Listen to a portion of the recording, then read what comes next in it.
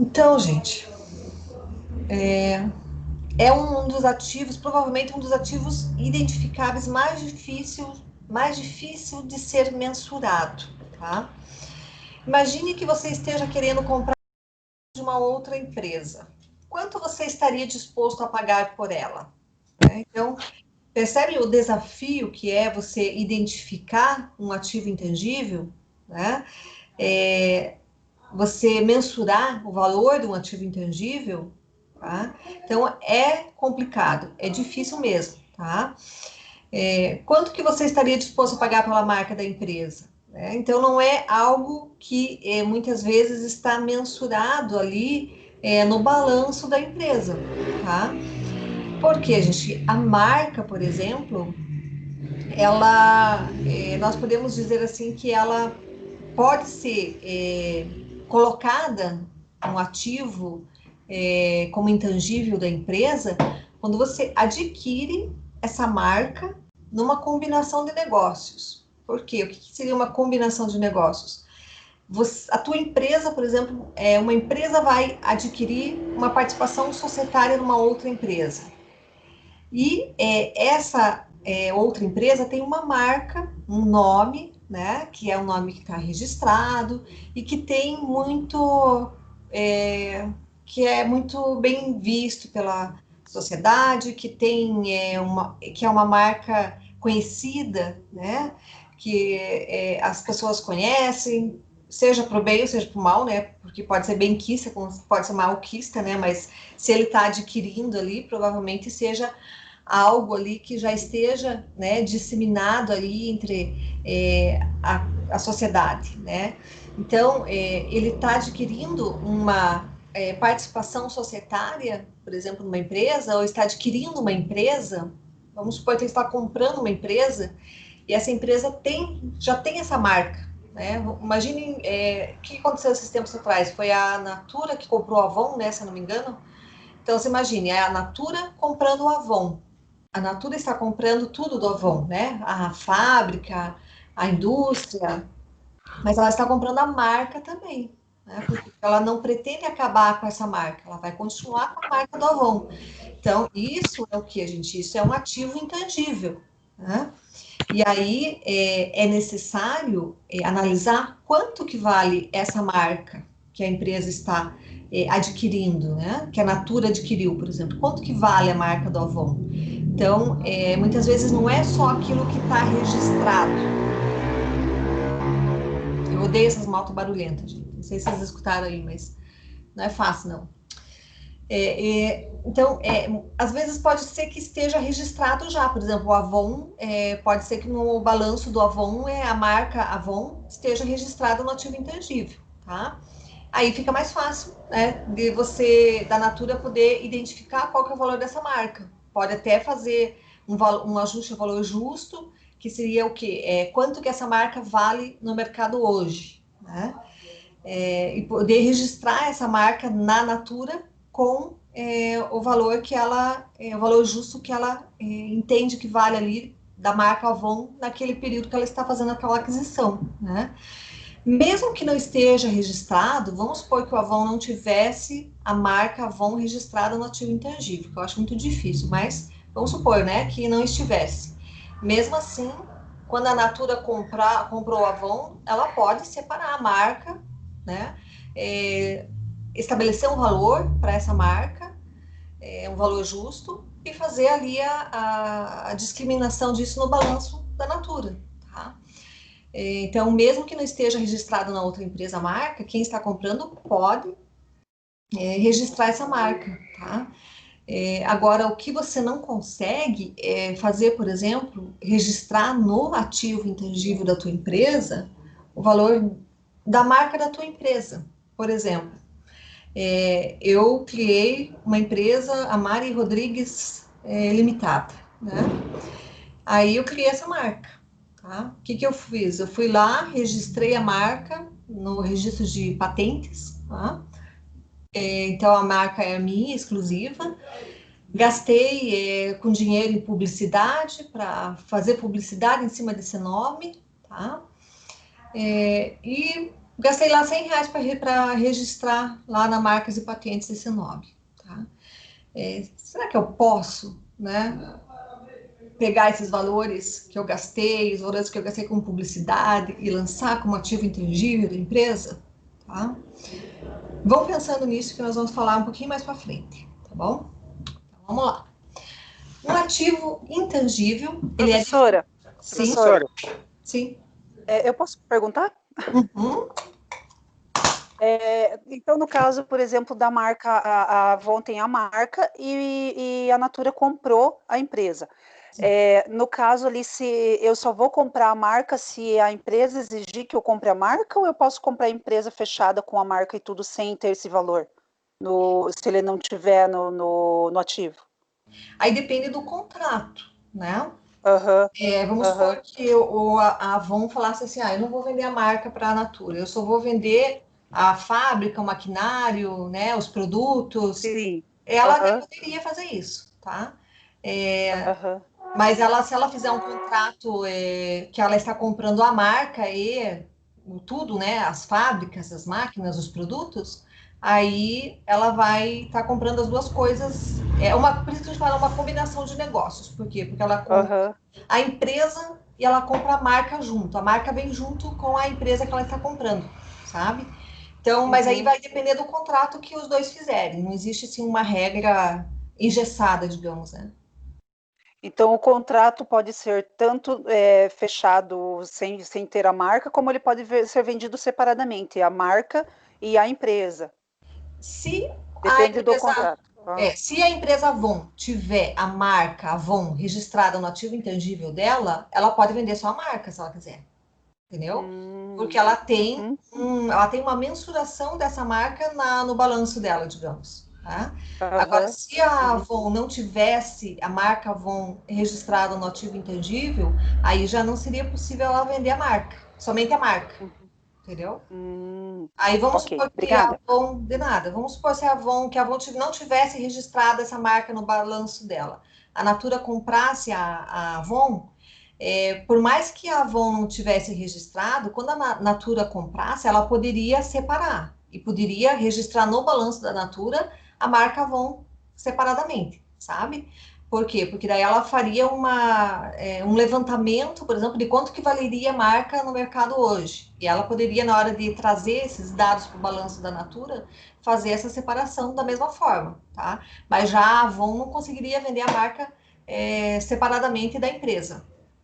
Agora, se ela tiver junto, separado, se ela tiver mencionado no balanço a marca, né, no ativo intangível, se ela quiser vender a sua marca, ela pode também, tá? Então, vamos lá. Ok, obrigada. De nada. Qualquer dúvida, você... Professora, Sim. a tela não está compartilhada. Não tá? Tem Não, certeza? Vamos lá, comigo gente. Não? Peraí. Eu tô vendo. Eu vou parar de compartilhar e vou voltar, gente. É o Adelmo que tá falando, né, Adelmo? isso, aham. Eu vou tentar compartilhar de novo. Se você vê que não aparece para você, tenta sair e entrar de novo, tá bom? Vamos ver aqui. E agora apareceu? Sim, aham. Então, beleza. Então, vamos lá, gente. Então, um ativo intangível, ele é definido pelo CPC 04 como um ativo não monetário, identificável, sem substância física. Tá? Essa definição, ela restringe o escopo do que deve ser classificado intangíveis. Tá?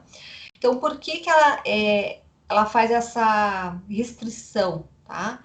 Porque isso faz com que as empresas não possam lançar toda despesa no ativo intangível, por exemplo, qualquer despesa no ativo intangível. Tá? Se ela não existissem essas regras, o que, que ia acontecer? A empresa ia pegar uma despesa lá e ia lançar no ativo intangível. E aí ela ia inflar o ativo da empresa. Tá?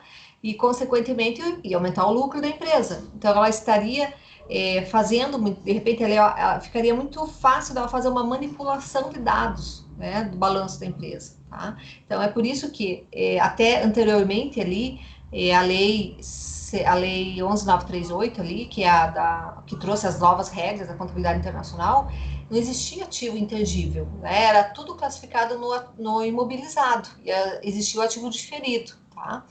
E depois, quando veio esse ativo intangível, ele veio trazendo todas essas regras. Por quê? Porque justamente ele precisa restringir para não dar margem aí para serem feitas algumas maracutaia, digamos, né? Então, é por isso que existem todas essas regras, tá? Mas de forma análoga aos outros tipos de ativo, a mensuração do ativo intangível é importante para que o investidor, credor, possa ter uma perspectiva do retorno sobre o investimento nesses ativos. O curioso é que podem haver ativos intangíveis com vida útil ilimitada, o que projeta a princípio benefícios econômicos para a perpetuidade, muito embora possam sofrer perdas desses benefícios, que é o impairment. Portanto, o intangível deve ser mensurado a custo quando reconhecido, podendo ser amortizado ao longo do tempo, caso tenha vida útil definida, tá? Eu já vou explicar isso aqui, eu só quero voltar aqui um pouquinho no tópico, quando ele fala ali, ó, ativo não monetário, não quer dizer que o ativo intangível não tenha valor, tá? Quando ele fala não monetário, quer dizer que ele não é um caixa, não é uma aplicação financeira, né? Então, não é um investimento, sabe? Ele tem valor, que você tem que ter um valor para você poder mensurar, então ele é mensurável, porém ele não é algo monetário, né? Quando ele fala que é identificável, um ativo monetário identificável, por quê? Porque é um ativo não monetário identificável. Então, ele não é dinheiro, mas ele é identificável, tá? Então, tem como identificar esse ativo. Sem substância física, que nem eu falei, é aquilo que eu não posso tocar, não tem substância física, tá? Aí, a questão aqui do ativo intangível, que ele fala que, deixa eu ver aqui, é importante para que o investidor e credor possa ter uma perspectiva do retorno sobre o investimento nesses ativos. Tá? Então, por quê? Porque o investidor, quando pegar o balanço, ele vai verificar o que está lançado no ativo intangível e ele vai poder ter ali uma perspectiva se ele vai poder ter um retorno sobre esses investimentos nesses ativos ou não, né? E aí a gente entra naquela questão que um ativo intangível, ele pode ter uma vida útil limitada e também uma vida útil limitada, né? Então, o que é uma vida útil limitada? É quando eu tenho como prever, por exemplo, é como se fosse um ativo imobilizado, né? Então, eu tenho como prever por quanto tempo aquele ativo vai ser útil para a minha empresa, né? Eu compro uma máquina lá, por exemplo, né? Quanto tempo a minha empresa vai utilizar essa tecnologia dessa máquina sem estar totalmente defasada? Eu acho que é por uns 2 anos, 4 anos, 5 anos, né? Então, a depender do que você verificar, a vida útil daquela máquina vai estar limitada àquilo que você definir, né? Então, aí vai funcionar como se fosse um ativo imobilizado, que existe uma vida útil para aquele ativo imobilizado. O que é importante sempre ter em mente? Que a depreciação, a depreciação, por exemplo, quando se trata de ativos imobilizados, ela é diferente, existem 2 tipos de depreciação, a fiscal e a contábil, tá? Então, quando a gente está falando aqui de contabilidade, nós estamos falando da depreciação, da amortização contábil, né? Por quê, gente? Porque fiscalmente, quando a gente fala em depreciação, existe lá uma tabela da Receita Federal que ela já projeta, né? Quanto tempo de vida útil ela acha que cada item, de repente, do imobilizado vai ter, né? Isso é depreciação fiscal, né? Quando eu falo em depreciação contábil, a contábil não precisa seguir, por exemplo, essa tabela da Receita Federal. Ela pode seguir um outro tipo de, um outro tempo de vida útil. Por quê? Porque contabilmente eu posso definir, de repente, qual vai ser o tempo de vida útil daquela máquina que eu comprei. Tá? Então, existem esses 2 tipos de depreciação, que é a contábil e a fiscal. Quando eu falo em ativo intangível, eu estou falando de amortização, né? Justamente por não ter aí uma substância física, então eu não falo em depreciação, eu falo em amortização. Aí a amortização já não existe lá, amortização fiscal, então é sempre contábil, tá?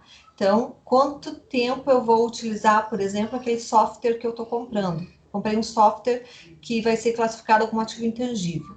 Por quanto tempo vai ser útil para minha empresa aquele software?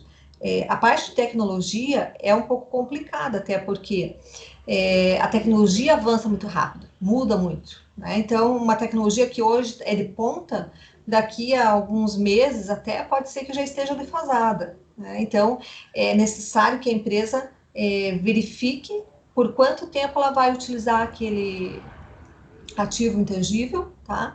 Para poder verificar qual é o tempo de vida útil. E aí ela vai poder fazer a amortização pelo tempo de vida útil, tá? Como que ela faz a amortização? Ela vai simplesmente pegar o valor do bem, tá? E vai dividir, né, pelo tempo de vida útil. Então, paguei 100 mil reais ali num ativo intangível. Eu acho que esse ativo intangível, ele vai me ser útil por 4 anos. Vou dividir por 4. Ele vai amortizar 25 mil reais por ano. Aí eu vou dividir por 12. E vou amortizar 2.083,33 por ano, tá? Por mês, desculpa. Então, isso vai ser sendo amortizado. Porém, existem alguns ativos intangíveis que não têm vida útil definida, tá? Por quê, gente? Porque pode ser que eu tenha um ativo intangível que ele simplesmente seja, digamos assim, eu vou usar a vida inteira e ele nunca vai perder a validade, vai ser útil para minha empresa a vida toda, tá? Então, existe ativos que não têm vida útil, né, limitada. Então, é vida útil ilimitada que ela vai ter. E aí ele não vai sofrer amortização, tá? Por quê? Porque se não tem tempo de vida útil limitado, eu não tenho como fazer uma amortização, né? Nem tem porquê, né? Porque a amortização ela vai reduzir o valor do bem ali, o do direito, tá? Do ativo. Então, se ela vai continuar sendo útil para minha empresa ilimitadamente pelo tempo, né, de vida que a empresa tiver, não tem por que eu fazer uma amortização, tá? Mas ela pode sofrer, muitas vezes, a perda por impairment, tá? Então, o que é o impairment, gente?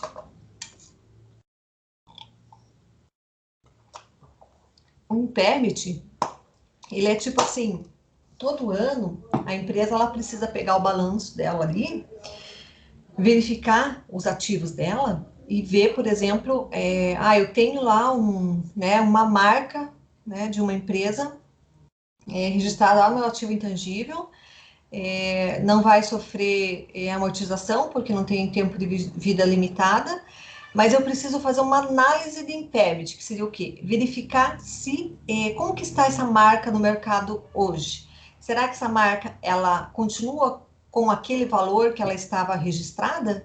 Ou será que ela hoje está, de repente, perdeu aí, né, no mercado notoriedade e acabou ficando com um valor reduzido, né, aquém daquele que está lançado na contabilidade, tá?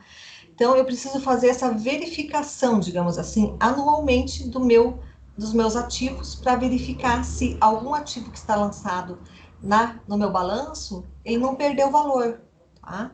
E aí, se de repente o meu ativo perdeu valor, por mais que ele não seja amortizável, que ele não tenha vida útil limitada, eu posso fazer essa redução.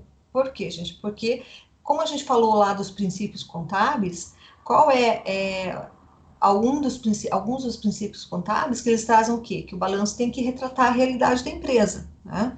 Então, se eu tenho uma marca, por exemplo, registrada lá por 1 milhão, e hoje eu vou fazer essa análise e essa marca não vale mais 1 milhão, ela vale 600 mil, não faz sentido eu manter o lançamento de 1 milhão dessa marca. Por quê? Porque eu vou estar prestando uma informação errada para os usuários, né, das informações contábeis, tá? Então, eu tenho que reduzir esse valor. E no próximo ano eu vou fazer novamente essa verificação. Se for o caso, eu vou aumentar o valor. Então, eu tenho que sempre fazer essa análise, tem que ser feito pelo menos anualmente dos meus bens ativos e verificar se algum ativo meu sofreu ali alguma redução, né, significativa, e que eu tenho que fazer aí como é que fala? Esse acerto, tá? Então, O ativo intangível, por mais que ele tenha vida útil limitada, não vai ser amortizado, ele pode passar aí pelo impairment, né? Em caso tenha reduzido o valor, o correto é realmente a empresa acertar esse valor, tá? O CPC 04, ele define o ativo intangível como um ativo não monetário, identificável, sem substância física. Então, quando a norma define o ativo como não monetário, ela está tirando do seu escopo todas as disponibilidades e os ativos financeiros, como aplicações e recebíveis. Então, aquilo que eu falei, quando ele fala que é não monetário, significa que não é dinheiro, né? Então não é o ativo financeiro, não é caixa, não é aplicação financeira, tá? Não é recebível, não são recebíveis. Então, esses itens eu não posso lançar como um ativo intangível, tá? Por quê? Porque daí eles já são itens monetários, né? Ao definir que é um ativo identificável, ela também está tirando do escopo o goodwill, que contém exatamente tudo aquilo que não pode ser individualizado, separado e que é entendido como ágil por expectativa de rentabilidade futura, tá? Então, o goodwill, a gente vai falar ainda mais no finalzinho lá sobre ele, tá? Mas o que acontece, gente? Para eu lançar algo com um ativo intangível, ele tem que ser identificável. Quando eu falo que tem que ser identificável, tem que ser algo, por exemplo, que eu possa vender separadamente, tá? Então, como a gente falou da marca lá, né? Se eu comprei fiz lá a combinação de negócios, comprei a Avon e registrei a marca dela separadamente como ativo intangível, ok, eu posso registrar essa marca separadamente. Eu tenho como separar, mensurar, e se mais tarde eu quiser vender somente a marca da Avon, eu posso vender, tá? Agora, o goodwill, ele não é algo que eu vou poder separar, tá? Por exemplo, se você compra uma empresa, né? Uma empresa comprando a outra, tá? Eu comprei lá um percentual X daquela empresa e eu paguei um valor a mais. Por que eu paguei a mais? Porque ela tinha um PL de 1 milhão, eu comprei 80% desse PL, então eu comprei 800 mil, mas eu estou pagando 900 mil. E eu estou pagando 100 mil a mais, tá? Isso seria o meu goodwill, tá? Por quê? Porque eu tenho aquela expectativa de que esse ativo intangível que eu estou comprando, ele vai me render futuramente alguma coisa, vai me trazer uma rentabilidade. Por isso que a gente chama de ágio por expectativa de rentabilidade futura, tá? Então, eu estou pagando a mais, porém eu tenho a expectativa que aquilo vai me render futuramente mais dinheiro, né? Então, esse goodwill que eu paguei a mais, eu não tenho como lançar ele separadamente, por exemplo, do percentual do investimento que eu estou adquirindo da outra empresa, tá? Então, pelo fato de eu não conseguir separar, até consigo identificar, porque eu sei que eu paguei 100 mil a mais, tá? Mas vejam, eu não tenho como vender esse goodwill depois separadamente, certo? Então, quando eu não tenho como separar e vender individualmente, aí eu já não posso lançar como um ativo intangível. Então, a gente vai ver que o goodwill eu não lanço como um ativo intangível, tá? Mas a gente vai falar um pouco mais para frente sobre o goodwill. A essência do intangível também está na definição, pois é um ativo sem substância física. Então, aqui é o mais fácil de a gente identificar, que é aquilo que a gente falou, né? Não existe fisicamente, tá? O segundo conceito a ser destacado envolve o reconhecimento. Os ativos intangíveis podem ser reconhecidos no balanço patrimonial por meio de sua aquisição ou desenvolvidos internamente. Quando se compra um intangível, como um software ou uma marca, surge pouca discussão em termos de tratamento contábil a ser dado em termos de reconhecimento. Por quê? Porque quando eu compro um ativo intangível, né, de fora, tá? É mais fácil você identificar. Você adquiriu aquele software, por exemplo, ele não veio ali fisicamente, né, num drive, num disquete, nem existe disquete mais, no CD, né? Ele está lá na nuvem, muitas vezes, você compra, você recebe uma senha, você entra lá e baixa, né? Então, fisicamente, ele não existe, tá? Mas é mais fácil de você identificar. Agora, quando a gente fala em ativo intangível desenvolvido internamente, aí é um pouco mais difícil, né, de identificar isso, mas a gente vai falar aí a respeito também. Afinal, é um procedimento similar ao aplicável a um ativo imobilizado, por exemplo. Se a entidade comprou o ativo, ela acredita que é provável que o investimento seja recuperado no futuro.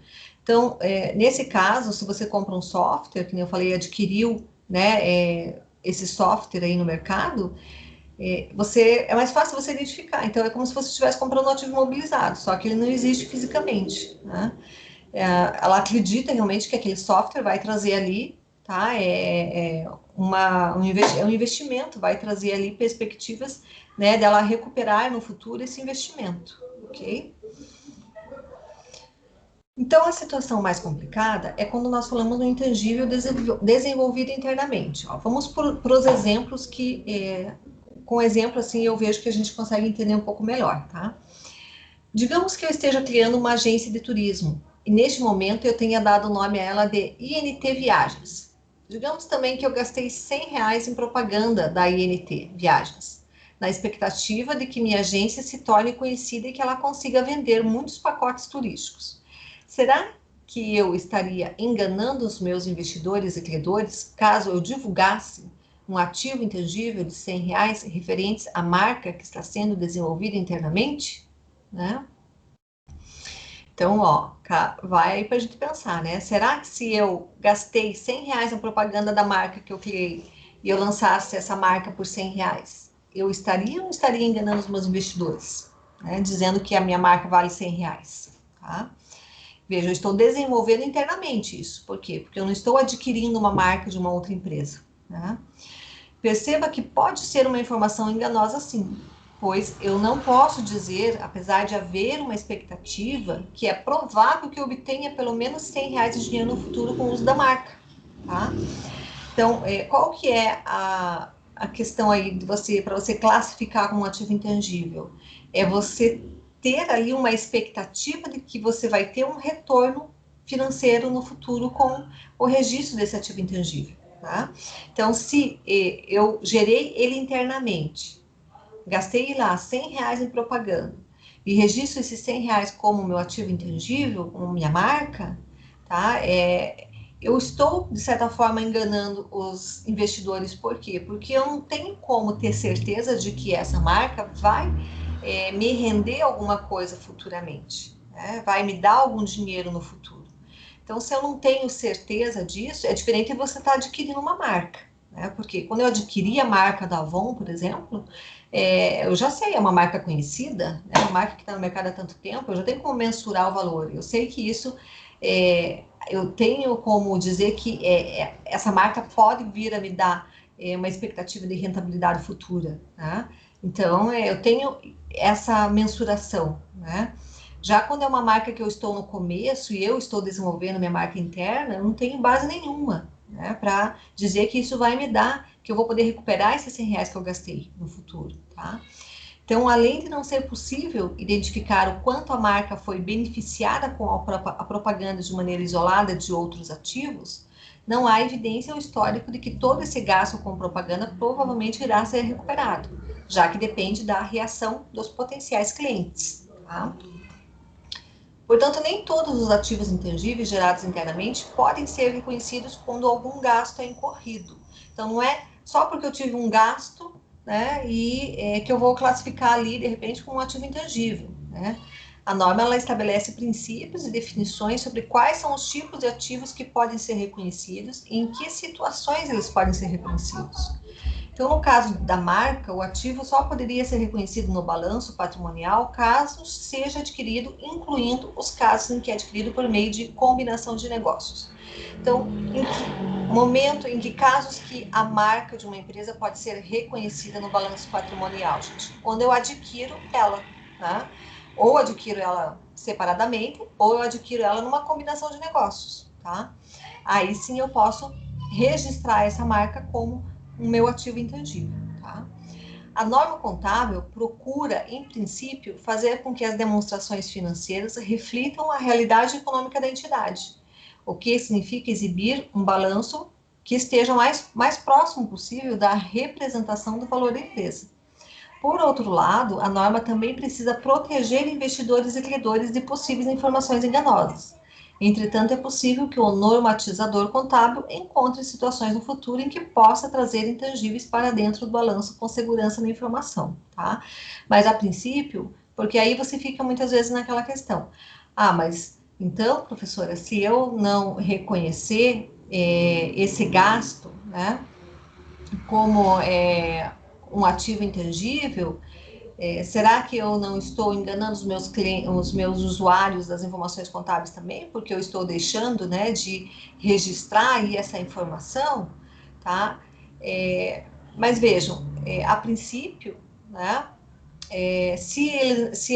esse gasto não está atendendo os requisitos da norma para ser lançado como um ativo intangível, o mais correto é você lançar isso como despesa mesmo. Né? Então, isso quando você está gerando a sua própria marca. Né? Então, aí muitas vezes as empresas ficam naquela, né? Como que eu faço para registrar a marca da minha empresa? Como que eu faço para lançar a marca da minha empresa no meu ativo intangível? Tá? Se não foi adquirida essa marca, né, de fora, não vejo que tenha como lançar, tá? Porque daí ele já entra nessa questão de que não está atendendo aí, né, as normas aí do ativo intangível, tá? No caso da INT Viagens, essa visão da norma de proteger o investidor pode não coincidir com aquilo que o gestor tem como genuína intenção, a de realizar propaganda como parte do investimento, para que a entidade possa efetivamente gerar lucros no futuro. Tá? O gestor pode efetivamente estar gerando um ativo com esse gasto, mas face à subjetividade da associação entre o gasto e os benefícios futuros, a norma não permite o reconhecimento desse ativo como um critério de proteção contra potencial informação enganosa. Porque daí fica naquela, né? Se eu lanço, eu posso lançar como ativo intangível, eu posso estar inflando o meu ativo. Se eu não lanço, eu posso, de repente, estar deixando de prestar uma informação, tá? Mas aí tem que realmente verificar o que, gente? Que ele pode até estar gerando ali um ativo com esse gasto, né? Mas ele seria algo muito subjetivo, tá? Por quê? Porque ele não te dá a certeza do retorno disso, né? Ou pelo menos do retorno do valor que você gastou, por exemplo, em relação a essa marca. Então, é subjetivo demais para você lançar ali como um ativo intangível, por exemplo, tá?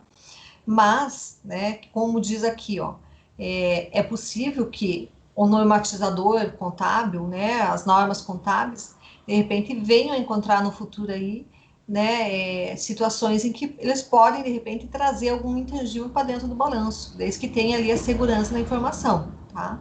Então, digamos assim, que não é de praxe você lançar isso como ativo intangível, né? Mas existem casos e casos, tá? Então, a gente não pode também engessar e falar, não pode, de jeito nenhum, né? Então, a contabilidade, ela dá bastante abertura para isso, tá? Desde que, é lógico, você não esteja ali, que nem eu falei, lançando algo que não vai te dar um retorno, porque daí realmente você vai estar inflando o teu ativo e vai estar gerando um lucro que não existe, né? E aí você vai estar prestando uma informação enganosa, tá? O terceiro conceito a ser destacado refere-se à mensuração do intangível. Então, no caso de uma aquisição, se a empresa decidiu pagar R$ 10 por um ativo intangível, é porque ela tinha em seus planos obter um benefício econômico maior que R$ 10 no futuro. Do mesmo modo, quem vendeu esse ativo por R$ 10 percebeu que esse era condizente com o que ela própria esperava obter de benefícios econômicos com esse ativo. Então, o que quer dizer isso, gente? Que, em teoria, o ativo ele tem o seu valor dado pela expectativa de benefícios econômicos futuros. Isso significa que quem está comprando acredita que poderá ter um total de benefícios econômicos no futuro maior do que R$ 10. Então, existe o que? A expectativa, tá? Eu tenho a expectativa que, futuramente, né, essa marca que eu estou adquirindo vai me trazer um benefício econômico acima desse valor que eu estou pagando. Tá? Então, esses benefícios eles podem ser medidos, por exemplo, pelo dinheiro que se espera que entre no futuro, tá? Como essa expectativa pode conter uma série de premissas que podem ser subjetivas, o que a norma contábil nos traz? Ela nos a norma contábil procura proteger o investidor, utilizando uma mensuração alternativa que seja mais confiável por parte do investidor. Tá? Quando nós estamos falando aqui de um intangível, imagine que você possua aí uma patente de um produto. Tá? Para determinar o seu valor, você teria que considerar uma série de fatores, como demanda pelo produto, a marca, a propaganda, a capacidade de produção, a estrutura logística, custos e relações com fornecedores, evolução tecnológica, entre outras coisas. Tá? E depois disso, fazer projeções de fluxo de caixa, considerando taxas de juros, prazo, etc. É uma longa série de fatores e em cada um deles há uma predominância de julgamentos e estimativas pessoais do avaliador. Né? Então, vejam, é aquilo que eu sempre falo, a contabilidade é muito subjetiva. Né? É por isso que existem tantas normas contábeis para poder realmente restringir bastante e não dar margem aí para que sejam, né, que existe aí algum tipo de lançamento errôneo, né, de informação inexata, tá? Então, vejam como é complicado. Você tem a patente de um produto, para você determinar o valor, você vai ter que analisar todos esses fatores, tá? Então, não é só o valor que você pagou por aquela patente, né? Você vai ter que considerar ali a propaganda, a capacidade de produção, a relação que existe com os fornecedores, tá? Então, tudo isso tem que ser projetado, né, num fluxo de caixa. Por quê, gente? Eu tenho que saber, eu tenho que ter uma ideia de quanto que isso vai me render futuramente. Tá? Então, isso acontece quando a gente fala do intangível, tá? Então, assim, por haver alta subjetividade na avaliação de o quanto a empresa de fato espera obter de fluxos de caixa no futuro, a norma contábil estabelece que a medida do ativo no momento do reconhecimento deve ser o custo, que é uma medida substituta mais objetiva e representa o mínimo que a entidade deve esperar obter de dinheiro no futuro com o ativo. Tá? Então, gente, por quê? Porque é muito subjetivo. Né? Se você for analisar tudo isso aqui que a gente falou, né? Então, você possui a patente, mas você não vai determinar apenas pelo teu custo de aquisição. Você vai fazer o quê? Você vai considerar todos esses fatores. Vejam que são fatores subjetivos, né? Qual é a relação que eu tenho com o meu fornecedor? Qual que é a evolução tecnológica? Então, tudo isso é subjetivo, é difícil de analisar. Por isso que a norma contábil fala o quê, gente? Que para você registrar o ativo intangível, o primeiro reconhecimento, quando você vai fazer no momento do reconhecimento desse ativo intangível no seu balanço, você vai analisar pelo quê? Pelo custo de aquisição, né? Quanto que eu efetivamente paguei por aquele ativo intangível, né? Por aquele ativo, tá? Aí eu analiso pelo custo de aquisição. Futuramente, eu posso fazer ali, de repente, né, uma análise ali a valor justo, a depender do caso, tá? Mas no momento do reconhecimento, eu vou fazer o reconhecimento pelo custo de aquisição, tá? Então, assim, a norma ela escolhe uma medida que pode não representar exatamente o benefício econômico futuro, mas é uma estimativa conservadora. A gente entra naquela questão dos princípios contábeis que a gente falou lá nas outras aulas, tá? Porque, gente, existe o princípio que fala o quê? O princípio do conservadorismo, né? Então, se eu não tenho certeza do valor que eu vou poder obter no futuro com a venda desse ativo, então eu não vou lançar pelo valor justo, digamos, né? O valor que eu vou obter no futuro. Eu vou lançar pelo custo de aquisição. Lembra que a norma dizia assim? No ativo eu lanço sempre pelo menor valor, no passivo sempre pelo maior valor? Porque é justamente para que eu não infle esses dados e não faça com que isso resulte num lucro que não existe, né? Então, eu tenho que sempre seguir o quê, gente? O princípio da prudência, né, do conservadorismo. Então, se eu sei que eu não tenho como mensurar confiavelmente o benefício econômico futuro que esse item vai me trazer, então o mais correto, eu seguindo os princípios contábeis, é eu lançar realmente essa aquisição aí pelo valor, pelo custo de aquisição. Tá? Um aspecto particular dos intangíveis é a questão de que ele pode ter ou não vida útil definida. Então, isso aqui a gente já falou ali atrás, né? Se ele tiver uma vida útil definida, ele vai ser amortizado ao longo do tempo de sua vida útil, tá? Vai ser semelhante à depreciação do imobilizado. Se a vida útil for indefinida, não há amortização, apenas testes de impairments, tá? Então, digamos que eu compro uma marca de uma outra entidade, a princípio ela não tem vida útil definida, pois eu posso usá-la por tempo indeterminado. O interessante é que eu posso, em determinado momento, resolver que a marca só será utilizada por mais 3 anos, por exemplo, para dar lugar a outra marca. E aí, neste caso, ela passa a ter vida útil definida e aí começa a sofrer amortização, tá? Isso depois de passar pelo teste impairment. Então, veja, uma marca, quando você compra, então, se a Natura adquiriu a Avon, ela não tem como colocar uma vida útil definida nessa marca, se ela entende que essa marca vai ser utilizada por um tempo indeterminado, né? Aí depois que ela adquiriu essa marca, tá? Ela passou uns anos lá, ela viu que não tem. O que acontece muito? Eu já vi isso. As empresas muitas vezes compram a marca e depois acabam com ela para acabar com o concorrente, digamos, né? Então ela pode daqui a algum tempo decidir que ela vai extinguir a marca da Avon do mercado para poder ficar aí com o mercado todo para a Natura, digamos. Então ela define que ela só vai utilizar por mais 3 anos essa marca da Avon e aí vai cessar. Aí ela passa a ter uma vida útil definida. Então, por mais que até aquele momento ela não tinha vida útil definida, a partir do momento que definiu-se, né, que só vai ser utilizada essa marca por mais 3 anos, já começa ali a poder ser amortizada, tá? A definição de amortização para intangíveis de vida útil limitada decorre do método de avaliação do ativo pelo seu custo. A amortização tem por função reconhecer a perda de um valor de ativo pela decorrência do tempo. Tal como a depreciação, a amortização é um método sistemático que simplifica o cálculo de alocação do valor amortizável ao resultado. O valor amortizável representa o valor investido ao longo do tempo de utilização do ativo, calculado pela diferença entre o valor pago e o valor residual ao final do tempo de vida útil. É o valor que efetivamente será gasto ao longo do tempo e que será alocado ao resultado em cada um dos períodos de utilização por meio da sistemática de amortização.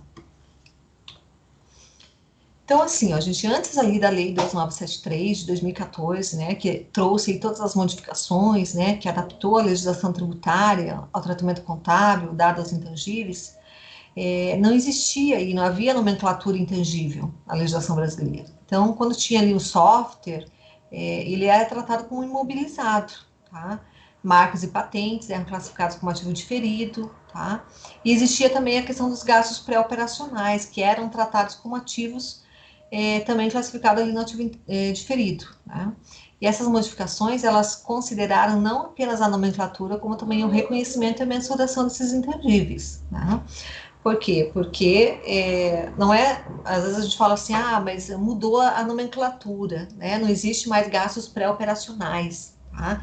Por quê? Porque o que é gasto pré-operacional? Gasto pré-operacional é quando eu vou abrir, por exemplo, uma empresa e eu tenho ali gastos, né, de abertura da empresa, de repente, gasto com o contador, gasto nas taxas de abertura da empresa. Então, esses gastos pré-operacionais, antes da empresa entrar em operação, isso antigamente era registrado como um ativo diferido, né? Hoje em dia ele vai tudo para despesa, tá? Mas não é apenas a nomenclatura que mudou, então mudou a classificação, né? Digamos assim, o conceito, né? De como classificar ou do que classificar aí como ativo diferido ou como ativo intangível, né, que imobilizado, que ali ficou dividido entre imobilizado e intangível, tá? Então, pelas regras atuais do imposto de renda, se o ativo tiver vida útil limitada por prazo legal ou contratual, a amortização para fins fiscais ocorre de acordo com essa vida útil. Os ativos intangíveis sem vida útil limitada, como uma marca adquirida, não são amortizados contabilmente e também não têm amortização dedutível, tá? E já não era dedutível antes mesmo das modificações ali da Lei 2973, tá? Porém, esses gastos, eles estão dedutíveis na alienação ou baixa. Os gastos pré-operacionais eram amortizados em no mínimo 5 anos. E aí continuam, né, mesmo não sendo reconhecidos como ativo pelo CPC ali, continuam ali dentro desse prazo. Esses gastos são adicionados na parte A do livro da apuração do LALUR, né, quando incorridos e controlados na parte B, sendo então excluídos ao longo de 5 anos. Tá? Mas isto eram ali na questão da amortização, né, desses gastos pré-operacionais antes das normas aí do CPC, tá? Então, existiam esses gastos pré-operacionais que eram amortizados dentro desse prazo de 5 anos, tá?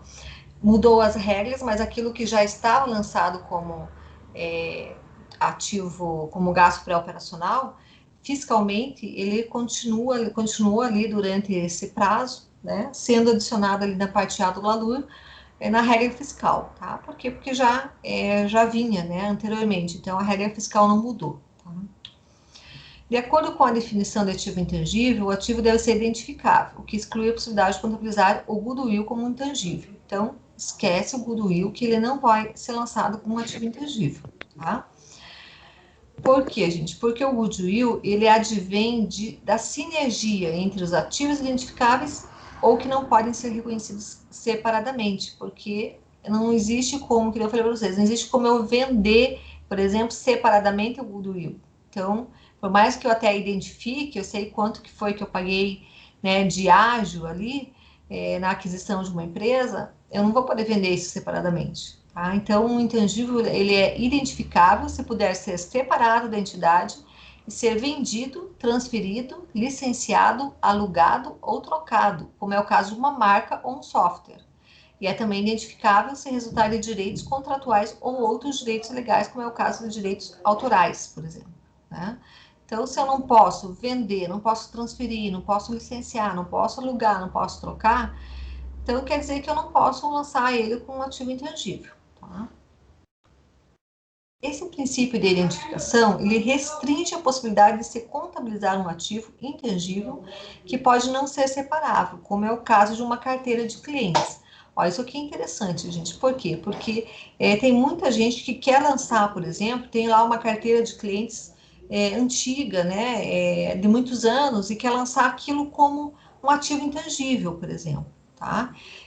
A princípio, tem que tomar muito cuidado, porque eu vejo assim que não tem como, pelas normas contábeis, você lançar essa carteira de clientes como intangível, a não ser que você tenha, por exemplo, um contrato, tá?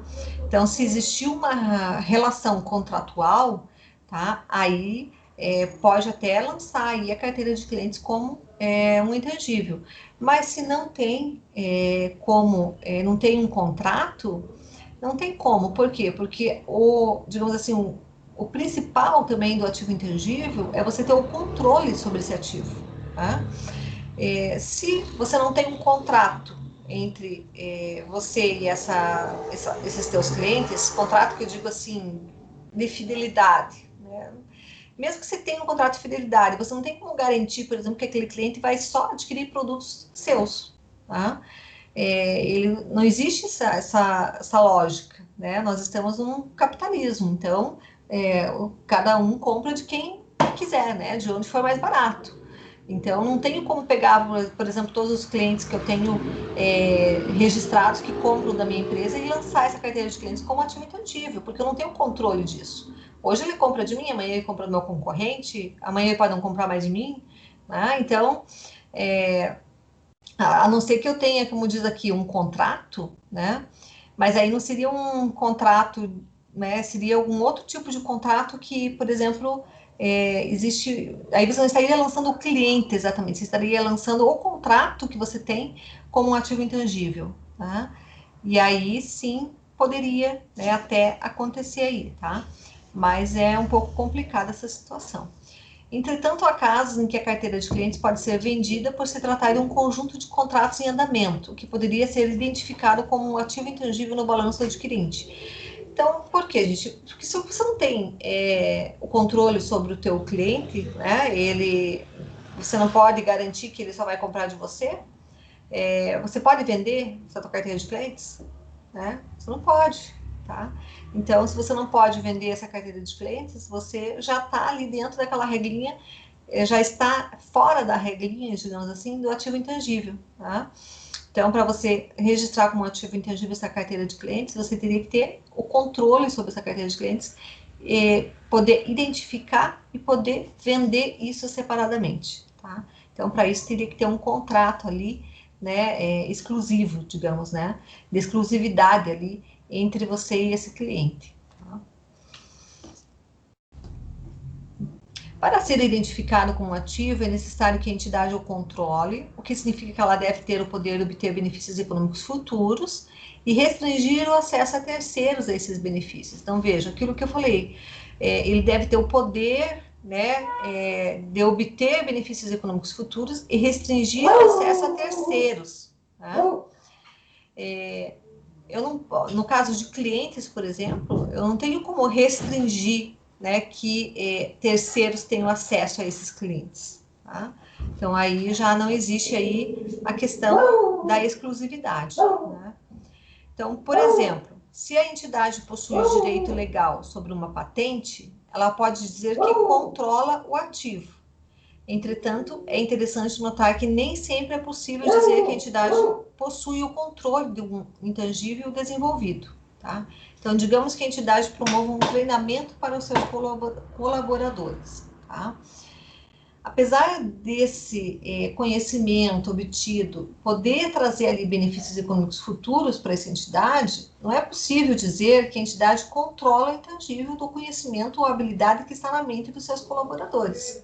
Então, mesmo que ela espere que essas pessoas continuem trabalhando na entidade, disponibilizando esse conhecimento, habilidade, assim, ela não pode identificar o treinamento realizado como um ativo intangível, né?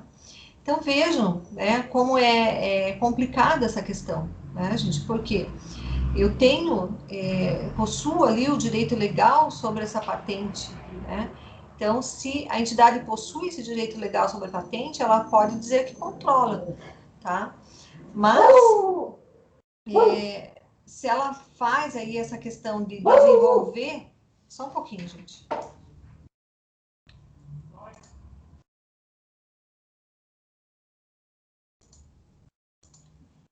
Olha, vai, gato.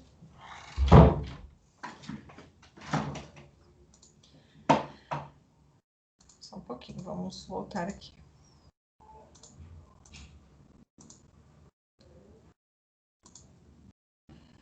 Então, deixa eu ver aqui onde eu estava.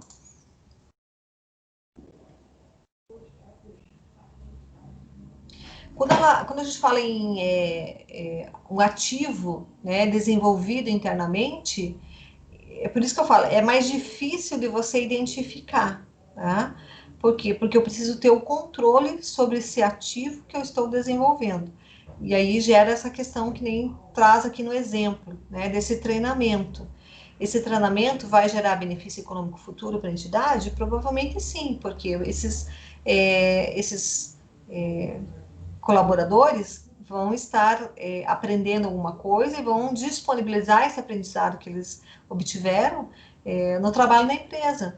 Mas ele não tem o controle sobre a mente, né, desses colaboradores. Então, ele pode, assim como ele pode obter benefícios econômicos gerados pelo trabalho desses colaboradores, pode ser que não também. Né? Então, se ela não pode identificar, ela não pode separar isso, aí ela também já não pode lançar isso, digamos, esse treinamento como um ativo intangível. Né? Em alguns casos, um ativo intangível pode estar contido em um elemento que possui substância física, como o software contido em hardware.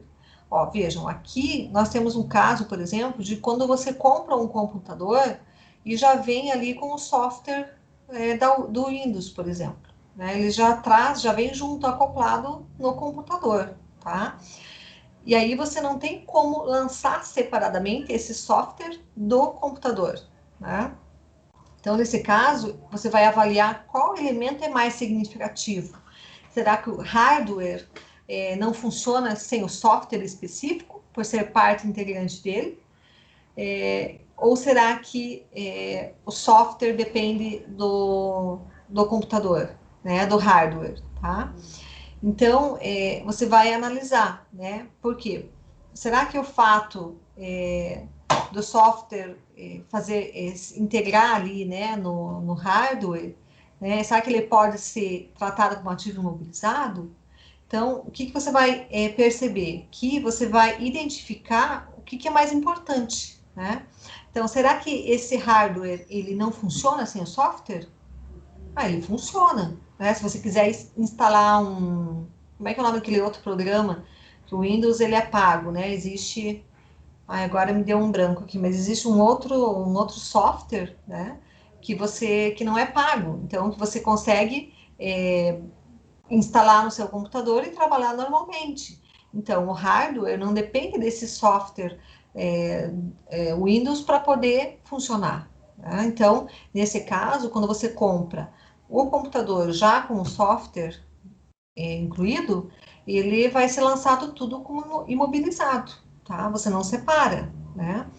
Porém, se o software, ele pode, entretanto, o software pode estar contido em um CD ou outro meio físico para instalação em qualquer hardware. Como o software é mais significativo que o CD, ambos devem ser tratados como intangível. Então, vejam, de repente você, então, comprou o programa do Windows, tá? Esse software que você comprou, ele não é específico só para aquele computador. Você comprou, veio num CD ou um outro meio físico, e você pode instalar em qualquer computador que você tenha ali na sua empresa, tá?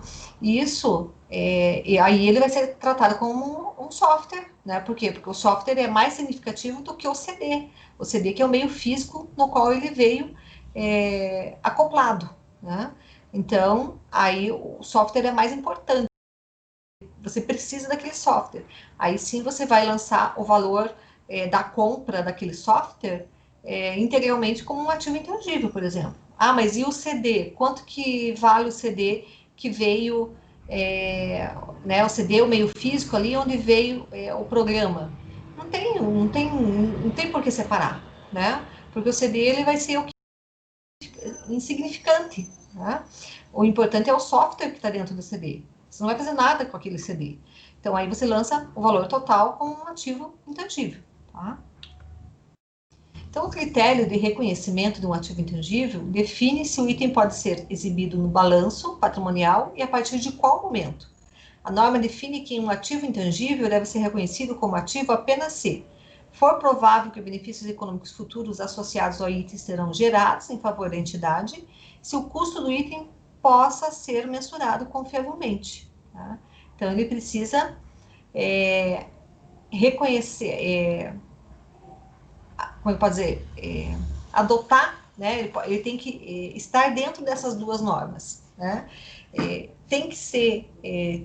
tem que ter ali um provável benefício econômico futuro associado a esse item, e o custo você pode mensurar confiavelmente, tá? Então, atingindo aí essas duas normas, já é algo que você já pode começar, né, a pensar aí na probabilidade de lançar isso como um ativo intangível, tá? E a probabilidade de geração de benefícios no futuro separa o reconhecimento entre ativo e despesa. Então, o princípio de que o ativo intangível só deve ser reconhecido quando for provável que benefícios econômicos fluirão para a entidade, procura evitar que se reconheça despesa no intangível, inflando o ativo e aumentando o lucro do período artificialmente. É aquilo que eu falei, né? Ele vai evitar com que existam aí informações erradas, né? Procurando, por exemplo, aumentar o lucro, né?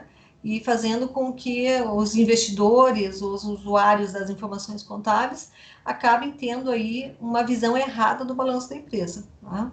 Então, ele separa o reconhecimento entre ativo e despesa. Tá? Se não fosse esse princípio, seria muito fácil de quem está informando ali, prestando a informação contábil, simplesmente pegar valores que teriam que ser lançados como despesa e lançar como um ativo intangível.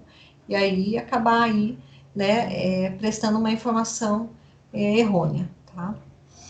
Então, a natureza do intangível, ela é diferente da natureza do imobilizado.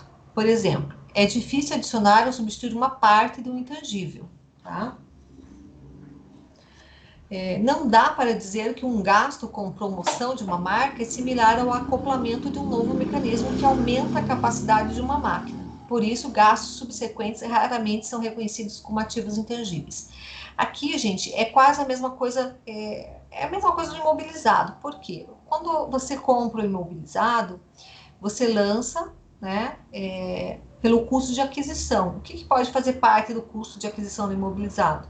Não é só o valor que você pagou pelo bem, mas de repente o frete que você teve, o gasto que você teve com o frete para, né, levar esse bem até a empresa, a mão de obra, de repente uma manutenção para você, manutenção não, mas é para você colocar aquela máquina em funcionamento, você precisou de um técnico, por exemplo, né? Então, isso também vai ser um custo que pode ser, um valor, um gasto que pode ser acoplado como um custo daquele imobilizado, tá? E a questão do intangível é a mesma coisa, tá? Eu vou também poder acoplar ali como custo de aquisição todos os gastos que eu tive para poder deixar esse ativo pronto para ser utilizado, tá?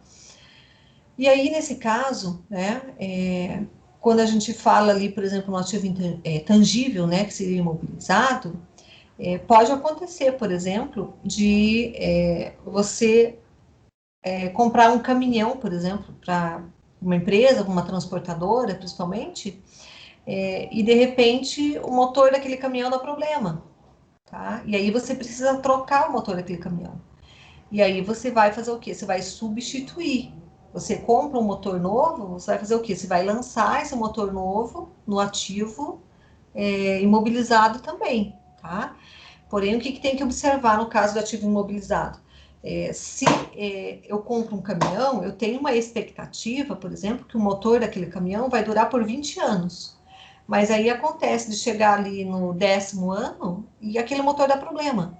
Então, o que acontece? Eu posso trocar, mas eu preciso baixar do meu imobilizado o motor antigo e o motor novo que eu estou comprando, eu vou acoplar ali no meu ativo imobilizado, tá? Por quê? Porque ele vai aumentar a vida útil desse meu bem, tá? Então, aí vai ter que ser revista ali, no caso imobilizado, a depreciação, tá? Isso seria um custo subsequente que seria reconhecido aí como imobilizado, por exemplo, né? Agora, não sendo nesse requisito, dificilmente, assim, é mais raro, né, você poder colocar despesas, né, gastos subsequentes, depois que você já reconheceu o ativo, tanto imobilizado como intangível, aí fica mais difícil de você incluir gastos, né, como no ativo, tá? Por quê? Porque você reconhece inicialmente o ativo pelo custo de aquisição, tá? E se não sendo aí, nesse caso, que nem eu falei, né, de você poder comprovar que aquele gasto depois, futuramente, quando você já reconheceu o ativo, você vai ter um gasto e esse gasto ele vai aumentar a vida útil desse bem, se você não conseguir comprovar isso, então você não consegue lançar isso como uma ativo, aí você teria que lançar direto para despesa, tá? Então, no ativo intangível, também acontece isso. Por quê, gente? Porque um ativo intangível, ele tem que ser reconhecido inicialmente ao custo, então, pelo custo de aquisição. Isso significa, primeiramente, que um intangível só pode ser reconhecido se houver um gasto, seja pela aquisição do ativo de terceiros, seja pelo gasto incorrido no seu desenvolvimento interno. Em segundo lugar, significa que a base da mensuração inicial é o custo, e não o valor dos fluxos de caixa descontados ou outra medida de valor. Então, não tenho como, porque ele vai me gerar benefício econômico futuro, eu vou lançar isso, o valor dele, como um fluxo de caixa descontado. Quanto que eu vou obter de lucro com ele, eu vou lançar ele. Não, eu tenho que lançar como custo, com o valor que eu efetivamente tive no custo de aquisição, tá?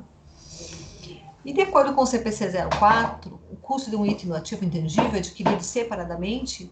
Então, ele compreende o seu preço de compra, acrescido de impostos de importação, impostos não recuperáveis sobre a compra, depois deduzidos os descontos comerciais e abatimentos, e qualquer custo diretamente atribuível à preparação do ativo para a finalidade proposta.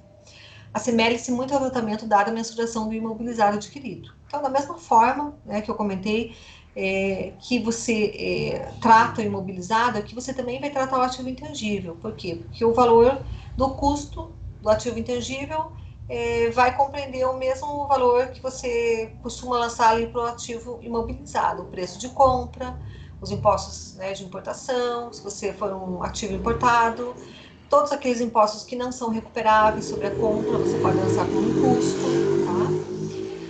Custos diretamente atribuíveis podem ser, por exemplo, custos de mão de obra, incorridos diretamente para que o ativo fique em condições operacionais, honorários e custos com testes para verificar se o ativo está funcionando adequadamente, como no caso da aquisição de um software. Tá? Então, como se trata de atribuição direta, há gastos que não devem fazer parte do custo, como os administrativos e outros custos indiretos. Ok? E o reconhecimento dos custos cessa quando o ativo está nas condições operacionais pretendidas pela administração, mesmo que ainda não esteja sendo utilizado. Então, vejam, cessou, o ativo está lá. Comprei uma máquina, por exemplo, quando eu falo de ativo imobilizado, comprei uma máquina para utilizar, mas eu não vou começar a utilizar já a máquina, mas ela já está pronta para uso. Está lá na minha fábrica, encostadinha lá, pronta para ser usada. Já cessou ali, né, o custo daquela máquina. Tudo que vir depois já não vai ser mais custo, aí já vai ser despesa, tá? Então, com isso, os custos que forem incorridos ou os prejuízos obtidos após o ativo estar em condições operacionais não devem ser somados ao valor do ativo intangível no balanço patrimonial, tá? Vamos dar um exemplo. Digamos que uma licença básica de um software tenha sido adquirida por 200 mil e que outros gastos com o próprio fornecedor de software tenham sido incorridos ao longo de 2 meses para adaptar o software às operações específicas da entidade no valor de 50 mil. Após essas adaptações, o software foi considerado pronto para utilização pela entidade. Com isso, os lançamentos contábeis seriam: lançaria normalmente os 200 mil no ativo intangível, né, o software, mais 50 mil também no ativo intangível, né, separei ali, por quê? Porque eu estou, estou fazendo o reconhecimento do ativo intangível pela aquisição da licença, e outro pelos serviços da adaptação do software, mas os dois vão para ser lançados ali no ativo intangível, tá? O intangível também pode ser adquirido como uma parte de combinação de negócios. Então, se a entidade adquire um negócio de terceiros, ela assume ativos e passivos, e entre eles pode haver intangíveis também. Imagine que uma entidade do ramo de cosméticos, por exemplo, esteja comprando de uma concorrente um negócio de maquiagens. Entre fábrica, estoques e recebíveis, pode haver uma marca que esteja sendo adquirida. Então, nesse caso, o custo do ativo intangível deve ser o valor justo na data da aquisição. Esse intangível de marca pode ser reconhecido mesmo que não tenha sido reconhecido anteriormente no balanço patrimonial da empresa que o vendeu. Isso é aplicável a qualquer ativo intangível, desde que seja separável, o que permite a consideração de que a mensuração do seu valor justo possa ser realizada de maneira confiável. Portanto, no caso do intangível adquirido em combinação de negócios, a mensuração ocorre pelo valor justo, tá?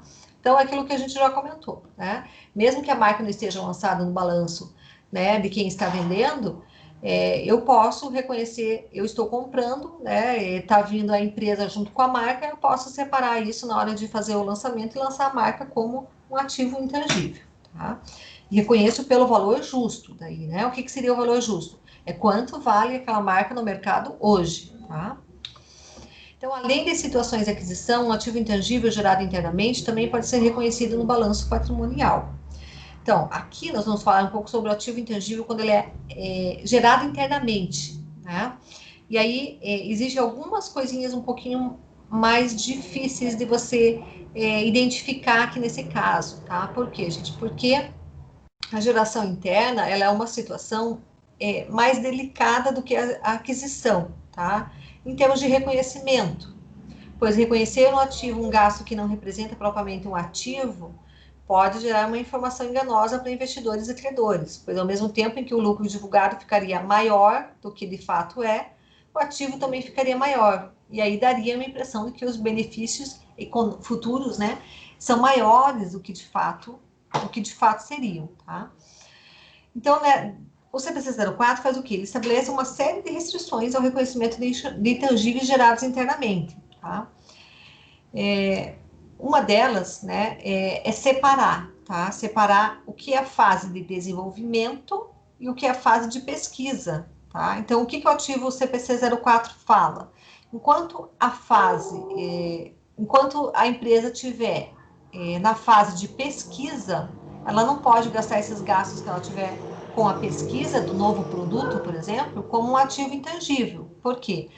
Porque ela não tem certeza que aquela pesquisa vai resultar num produto, que vai chegar na fase de desenvolvimento, por exemplo, né? Então, ela está apenas pesquisando. Pode ser que no final da pesquisa, ela entenda que não vale a pena desenvolver aquele produto, ok?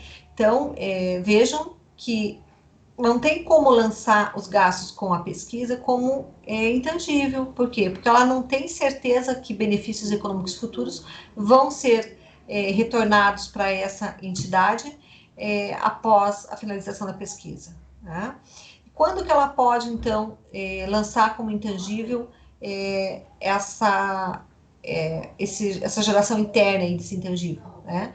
A partir do momento do desenvolvimento. Porque se ela fez a pesquisa e ela, a partir dessa pesquisa, começa a fazer o desenvolvimento, então quer dizer o quê? Que a pesquisa deu certo, né? Ela vai realmente investir e vai desenvolver o produto. Então, até onde foi a pesquisa, ela lança como despesa. A partir do momento que ela começa a desenvolver um novo produto, aí sim ela pode lançar isso como um ativo intangível, tá? Então, perceba que é possível que a fase de pesquisa não gere um resultado ao seu final. Então, não permite o início da fase de desenvolvimento, né? Então, na verdade, como se trata da busca do novo conhecimento, que é sempre muito difícil, não se considera provável que se obtenha um resultado capaz de gerar um benefício econômico na fase de pesquisa. Então, é por isso que lança-se como despesa, né, todos os gastos que incorrem aí na fase de pesquisa, tá? Exemplos de ativos ambientais que podem ser reconhecidos como intangível.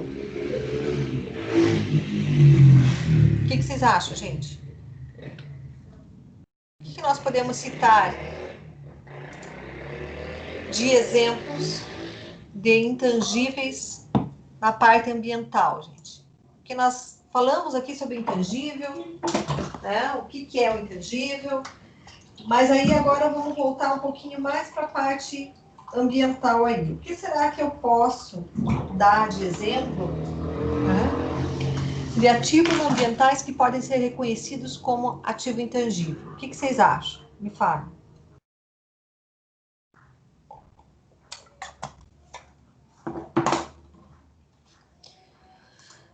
Vamos, gente, participem. Adelmo, diz aí para mim, o que você acha? O que eu posso lançar como ativo intangível quando eu falo de responsabilidade ambiental? Hein? Diz aí para mim, Thalita, Viviane. Ai, professora, tô pensando. Tá pensando? Pensa aí, então. Tô tentando.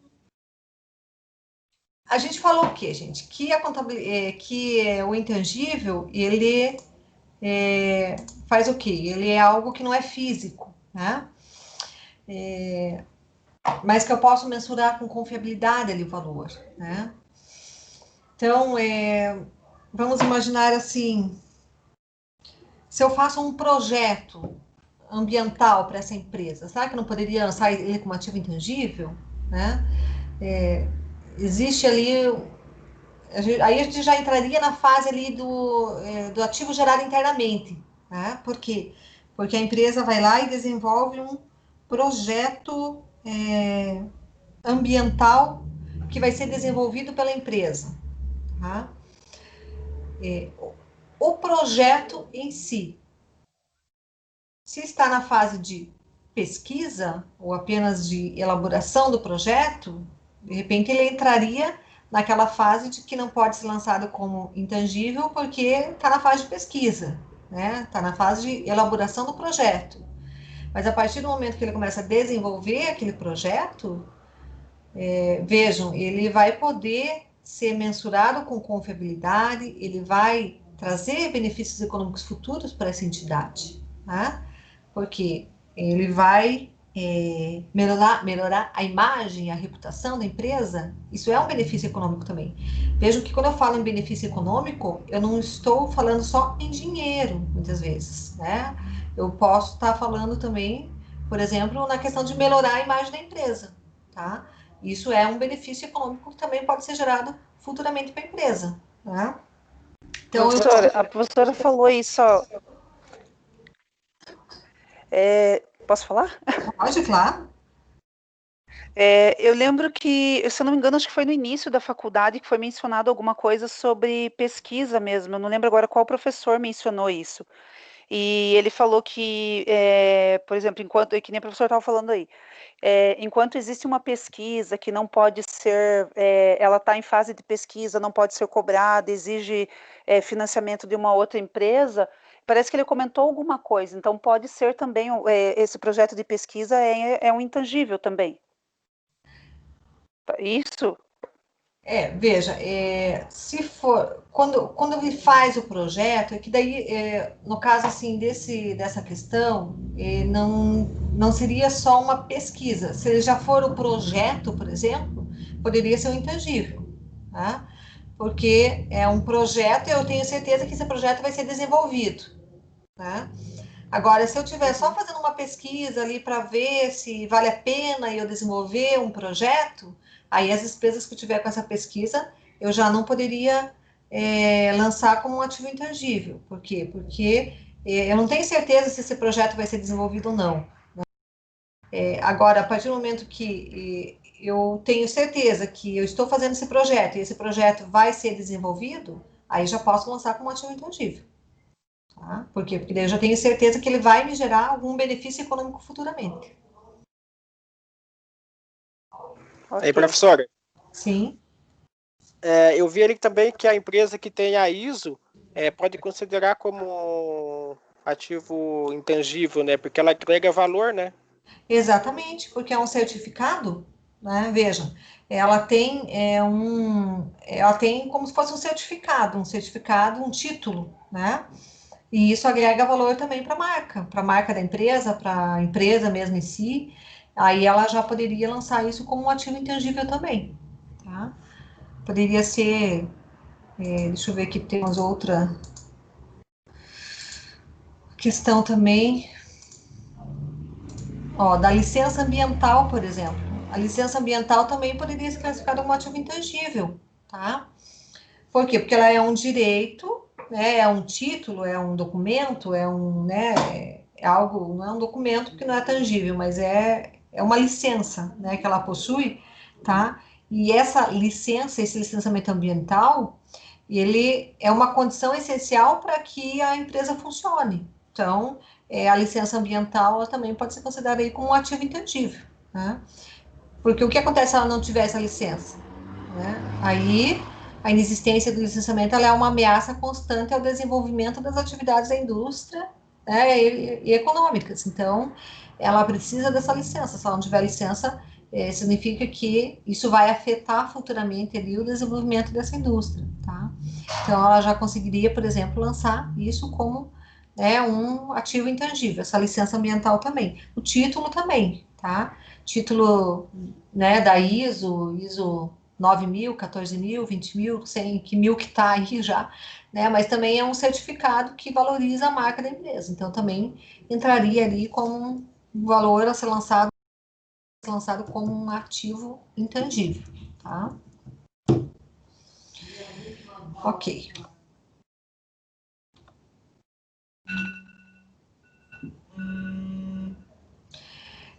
Aí, gente, vamos falar só um pouquinho mais aqui, estamos quase acabando já. Vamos falar sobre o goodwill, a mais-valia, a compra vantajosa, tá?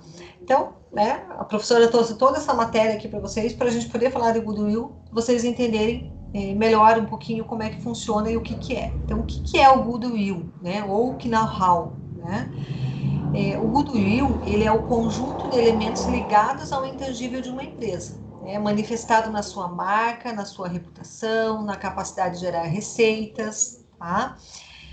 Ele vai estar ligado ao intangível da empresa. Por quê? Porque quando você compra, que eu falei no início, comprei uma marca de uma empresa, eu paguei 800, eu comprei 80%, né? Então, valia 1 milhão o PL da empresa. Comprei 80%, comprei 800 mil. Mas eu paguei 900, paguei a mais. Por quê? Porque eu tenho certeza não, eu espero, né? Eu tenho uma expectativa de que esse valor a mais que eu paguei, eu vou recuperar ele futuramente, né? Então, existe uma expectativa de geração de receitas futuras, tá? Então, isso é o Goodwill, tá? Onde que está representado o Goodwill? Onde que pode estar representado? Na marca da empresa, pode estar representado na capacidade dos funcionários, nos clientes, na localização da empresa, nos bens intangíveis da empresa, tá? Quais são as características do Goodwill? Ele é de difícil mensuração, tá? Ele só vai integrar o ativo intangível no momento em que integrar uma negociação de compra e venda de uma empresa. Vejam que nós falamos em ativo gerado internamente. O ativo gerado internamente, mesmo que ele tenha ali o goodwill, você não vai reconhecer o goodwill no ativo intangível da empresa quando ele é gerado internamente, tá? Aqui, vocês vão ver que tá aqui, ó, pode ser gerado internamente. Pode, mas não vai. Vocês vão ver na sequência aqui, tá? Por quê, gente? Porque quando você compra uma empresa, entra naquela questão, aquele exemplo que eu dei agora há pouco para vocês. Né? Eu identifico que eu paguei a mais, eu tenho esse goodwill, eu posso lançar ele como o investimento que eu estou fazendo. Aí vai entrar como um lançamento desse investimento, tá? Mas ele não pode ser vendido separadamente, tá? Então, ele vai se originar de uma transação na qual uma empresa adquiriu outra. Ele pode ser gerado internamente? Pode ser gerado internamente, mas você não vai reconhecer esse goodwill, tá? Então, pode acontecer de um ativo intangível gerado internamente gerar um goodwill? Pode, mas você não reconhece, tá? Então, você só vai reconhecer o goodwill no balanço quando for efetivamente uma transação que envolva ali, por exemplo, a aquisição de uma empresa, né? Você está comprando uma outra empresa, tá? Uma aquisição externa, digamos, né? Tudo que for gerado internamente pode gerar goodwill, mas você não reconhece, tá? Então, adquirido na compra do investimento. Então, de acordo com as normas brasileiras de contabilidade, o goodwill é denominado de ágio por expectativa e fundamentado em rentabilidade futura.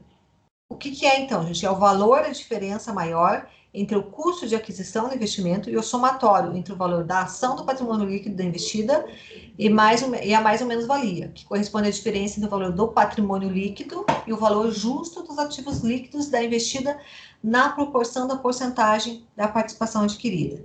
Nossa, gente, quando você lê isso aqui, parece assim, né? Você pensa assim, meu Deus do céu, né? Agora não estou sabendo mais nada. Mas sabe o que eu vou fazer? Eu vou desenhar, gente, para vocês, tá? Mais para frente ali. Por quê? Não é porque eu acho que vocês não entendem, mas é porque eu acho que quando a gente desenha, eu gosto de desenho, eu acho que quando a gente desenha, né, a gente consegue entender um pouco melhor, tá? Olha, eu falei para vocês que o goodwill gerado internamente, ele pode ser gerado internamente, mas não pode ser reconhecido. Então, eu vou dar um exemplo, que também eu gosto de exemplo, porque fica mais claras as questões, tá? Exemplo, uma entidade está desenvolvendo um novo processo de produção. No exercício de 2015, os gastos incorridos foram de R$1.000. Desses R$1.000, 900 foram incorridos antes de 1º de dezembro de 2015 e R$100 foram incorridos entre essa data e 31 de dezembro de 2015. A entidade está apta a demonstrar que, em 1º de dezembro de 2015, o processo de produção atendia aos critérios para reconhecimento como ativo intangível. Então, o valor recuperável do know-how incorporado no processo, inclusive futuras saídas de caixas para concluí-lo e deixá-lo pronto para uso, está estimado em R$500. Quando chegou lá no final de 2015, o processo de produção ele está reconhecido como um ativo intangível ao custo de R$100, que é o gasto incorrido desde a data em que os critérios de reconhecimento foram atendidos, ou seja, 1º de dezembro de 2015, tá? Os gastos de R$900 que incorreram antes de 1º de dezembro de 2015, eles vão ser como despesa, porque lembra que nós falamos? Gastos com pesquisa, né? Eu não tinha certeza que isso ia me resultar num desenvolvimento do produto. Então, tudo que ocorreu antes de começar a desenvolver o produto vai ser despesa. Então, o que vai para ativo intangível, aqui nesse exemplo, apenas os R$100, tá? Por quê? Porque é quando o produto já está, o gasto que eu tive quando o produto já estava em desenvolvimento, tá? Ok? Deixa eu ver onde que eu parei aqui. Não podendo ser incluídos no custo do processo de produção reconhecidos na data balanço. No exercício de 2016, os gastos incorridos são de R$2.000. Então, ao final de 2016, o valor recuperável, né, do know-how incorporado ao processo, inclusive futuras saídas de caixa para concluí-lo e deixá-lo pronto para uso, está estimado em 1.900, tá? Mas vejam, esse valor estimado é o que, gente? É uma estimação que está sendo feita ali no final do ano de 2016. Ele vale 1.900. Mas quanto que foi gasto até o momento? 2.100. Por quê? R$100 que foi gasto ali em 2015 e R$2.000 que foram gastos no ano de 2016, tá? Então, a entidade ela deve reconhecer uma perda de valor de R$200, tá? Por quê? Porque se eu gastei R$2.100 e hoje vale 1.900, eu vou ter que fazer o reconhecimento dessa perda que eu estou tendo de R$200, ok? Então, essa perda por redução no valor recuperável será revertida em um período posterior, se os requerimentos de reversão de perda de valor previstos no pronunciamento do CPC 01 forem atendidos. Então, isso aqui é o que, gente? É o impairment, né? Eu fiz lá a minha análise, né? E verifiquei que esse investimento, ele valia, passou naquele momento, esse valor gerado internamente, estava valendo 1.900. Então, ele estava valendo menos do que o valor que eu efetivamente gastei até aquele momento. E aí, ele está me gerando uma perda, tá? Mas eu vou fazer aí esse reconhecimento dessa perda se eu fizer o impairment, sim, tá? Aí eu reconheço isso como uma perda, mas ele não vai ser um goodwill, né? Ele não vai estar me gerando um goodwill, tá? Eu vou só fazer o reconhecimento através do impairment, né? Ó, vamos os desenhinhos aqui que eu gosto e vocês vão entender. Então, vamos dar o exemplo do goodwill adquirido na compra de um investimento, tá? A Ferramentas e CIA, ela está adquirindo da empresa Legítima Limitada 60% do PL dela pelo valor de 1.200.000, tá? Então, o que acontece, gente? Ela está pagando efetivamente 1.200.000 por 60% do PL da empresa Legítima, tá? Só que vejam, o patrimônio dessa empresa, o patrimônio líquido da empresa Legítima, ele está avaliado a valor justo em 1.800.000. Então, se ela está comprando 60% do PL, ela está comprando o equivalente a 1.080.000, tá? Então, isso significa o quê? Que ela está comprando 1.080.000, mas ela está pagando 1.200.000. Ela está pagando mais, né? Ela está pagando 120 mil reais a mais pelo valor que efetivamente vale a empresa, tá? Então, isso é o que, gente? Isso é o goodwill, tá? Como que eu lanço isso? 1.200.000 vai ser no meu caixa, né? Acredito no meu caixa, porque está saindo dinheiro, estou pagando 1.200.000, e vou lançar no ativo em investimento, participação societária, tá? 1.080.000, e mais ágio em investimento 120. Ágio ou goodwill, né? Tanto faz aqui, tá? Mas ele é o quê? É um ágio, um investimento. Eu estou pagando a maior, mas por quê? Porque eu tenho a expectativa que esse ágio que eu estou pagando vai me render alguma coisa futuramente, né? O que é a mais-valia, gente? Quando eu falo, né, em mais-valia, então, ao se avaliar ali cada ativo e passivo ao seu valor justo, ajustado ao mercado, a diferença do valor encontrado em valor lançado contabilmente vai ser chamado de mais ou menos valia. Por que mais ou menos valia? Pode ser para mais ou pode ser para menos, né? Então, vamos supor que agora a empresa compra tudo, está comprando 80% do PL da empresa quase igual, né? Ela está pagando 1.300.000 por esses 80%, tá? Só que o patrimônio líquido dessa empresa vale 1 milhão, né? Foi feita uma avaliação a valor justo, então foi reavaliado a valor justo de 1.200.000, tá? Então, qual que é a mais ou menos valia? Veja, se eu tenho um valor de aquisição de 1.300.000, comprei 80% do PL, é o valor justo. Então, 80% de 1.200.000 vai dar 960, tá? 80% do PL adquirido, 80% de 1 milhão, vai me dar 800 mil, tá? Então, qual que é a mais ou menos valia? É o valor justo menos o valor contábil. Então, eu vou ter 960 mil menos 800 mil. Então, esse 160 mil vai ser o quê? Vai ser a mais ou a menos valia. Nesse caso, a mais valia, tá? Então, vejam, nessa minha aquisição, o que eu tenho de goodwill, gente? O que é o goodwill? É o valor da aquisição menos o valor justo. Qual foi o valor da aquisição que eu paguei? 1.300.000. Qual foi o valor justo que foi avaliado o PL da empresa? 960. Então, os 340 mil é o meu goodwill, né?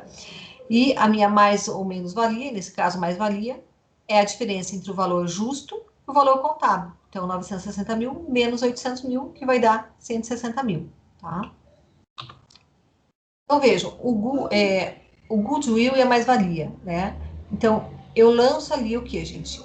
O investimento da empresa, né? Na empresa quase igual, que é a empresa que está, né, vendendo ali, tá? Esse valor. Eu vou ter um lançamento contábil, né? A débito do valor contábil da empresa quase igual. Vou lançar os 800 mil, tá? Vou debitar mais-valia de 160, vou debitar goodwill de 340 e vou creditar o caixa de 1.300.000. Né? E na empresa vende e entrega, ela está adquirindo aí esse investimento, então eu vou debitar o valor do contábil da empresa vende e entrega de 1.080.000, vou debitar o goodwill de 120 mil e vou creditar o meu caixa de 1.200.000, tá? Tudo isso vai ser lançado aonde, gente? Ativo não circulante, né? Então, vejam que o valor pago, nesse caso, é maior que o valor justo, tá? Então, por isso que nós chamamos de mais-valia, tá? Agora, eu tenho também a questão da compra vantajosa, tá? Então, o que é a compra vantajosa? Ela é um excedente do valor justo da participação da investidora nos ativos líquidos sobre o custo do investimento, vai ser contabilizada como uma receita por compra vantajosa, na determinação da participação do investidor nos resultados da investida, tá? Então, compra vantajosa é o quê? É quando eu compro alguma coisa e eu tenho uma vantagem aí nessa compra, né? Vamos supor que a empresa compra tudo, comprou 100% da empresa quebrada. A empresa quebrada estava quebrada, tá? Então, a compra tudo foi lá e comprou 100% do PL dela. O PL dela, naquele momento, o patrimônio líquido dela valia 600 mil, tá? Mas eu comprei por 500. A empresa comprou tudo, comprou por 500. Então, ela está tendo uma compra vantajosa. Por quê? Porque ela pagou 500 mil por um patrimônio que vale 600 mil, né? Então, esse valor de 100 mil vai ser lançado também como um investimento, né? Aqui da empresa que está adquirindo, tá? Então, investimento na empresa quebrada. Então, eu vou lá na empresa comprar tudo, vou colocar lá no meu ativo não circulante, investimento na empresa quebrada, debito investimento, 600 mil, tá? Credito caixa, 500 mil. Agora, observem que aqui, ó, isso aqui já não vai contemplar o meu ativo não circulante. Esse 100 mil dessa compra vantajosa, ele vai diretamente para o resultado da empresa, tá? Para a DRE, né? Vai direto para o resultado, tá? Ok? Então, gente, nesse caso, né, esse 100 mil é o quê? É a compra vantajosa e vai para a conta de resultado. Mas como esse assunto se relaciona com os aspectos ambientais? Tá? Nós temos ali alguns autores, como Carvalho, por exemplo, que ele nos auxilia na obtenção dessa resposta. Ele diz para nós que, embora seja incomum ocorrer o goodwill negativo, ele estaria muito ligado à imagem de uma empresa que polui o ambiente, por exemplo, tá? Nós temos também o Paiva, né, que explana como os gastos ambientais relacionados à responsabilidade dos gestores podem ter repercussão sobre o goodwill, no sentido de proporcionar um valor intangível adicional ao patrimônio das empresas.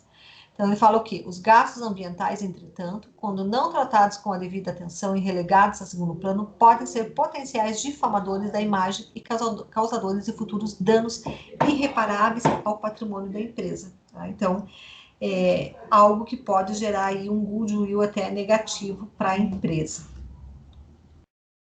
Então, o goodwill nada mais é do que a diferença entre o valor econômico dos seus ativos e o valor atual da empresa como um todo, em termos de capacidade de geração de lucros futuros, decorrem da reputação junto aos clientes, fornecedores, empregados, comunidades, vantagens de localização, know-how, né, entre outras coisas ali, tá, gente? Então, é por isso que, né, a gente falou até agora sobre a questão da imagem da empresa, né, que é muito importante, porque ela pode reconhecer até essa imagem da empresa aí como um ativo intangível da empresa, né?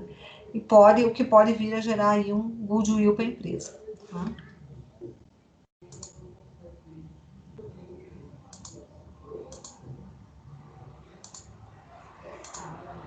Ok, gente?